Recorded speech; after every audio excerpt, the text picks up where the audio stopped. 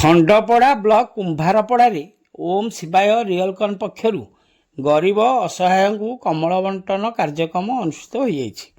ଆଜି ପୂର୍ବାହ୍ନରେ ସ୍ଥାନୀୟ ମଧ୍ୟ ଇଂରାଜୀ ବିଦ୍ୟାଳୟରେ ଅନୁଷ୍ଠିତ ଏହି କାର୍ଯ୍ୟକ୍ରମରେ ଓମ୍ ଶିବାୟ ରିଅଲକନ୍ର ଉଦ୍ୟୋକ୍ତା ଯୁବ ସମାଜସେବୀ ସଞ୍ଜୟ କୁମାର ଲେଙ୍କା ତାଙ୍କ ଦିବଂଗତ ପିତାଙ୍କ ସ୍ମୃତି ଉଦ୍ଦେଶ୍ୟରେ ଏହି କାର୍ଯ୍ୟକ୍ରମ ଆୟୋଜନ କରିବା ସହିତ 4 ପଞ୍ଚାୟତର 100ରୁ ଉର୍ଦ୍ଧ୍ୱ ବୃଦ୍ଧ ବୃଦ୍ଧାଙ୍କୁ ଓ ଅସହାୟଙ୍କୁ କମଳ ବଣ୍ଟନ କରିଥିଲେ।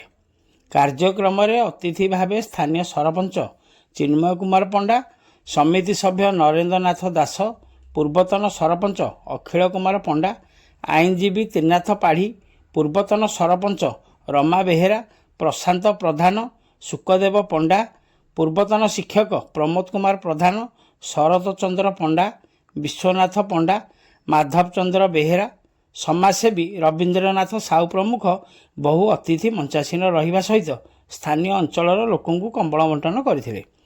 ଏନେଇ ଶ୍ରୀ ଲେଙ୍କାଙ୍କ ପ୍ରତିକ୍ରିୟା ନେବାରେ ଗରିବ ନିରୀହଙ୍କ ସେବା କରିବାରେ ଆନନ୍ଦ ମିଳୁଥିବା ବେଳେ ଆଗକୁ ଏହି ସେବା ଜାରି ରଖିବେ ବୋଲି କହିଥିଲେ।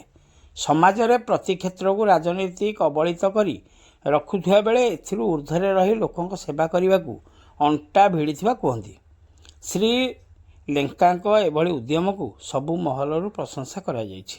କାର୍ଯ୍ୟକ୍ରମକୁ କୁଞ୍ଜ ପଣ୍ଡା ପରିଚାଳନା କରିଥିବା ବେଳେ କମ୍ବଳ ପାଇ ଖୁସି ବ୍ୟକ୍ତ କରିଛନ୍ତି ସ୍ଥାନୀୟ ଅଞ୍ଚଳବାସୀ।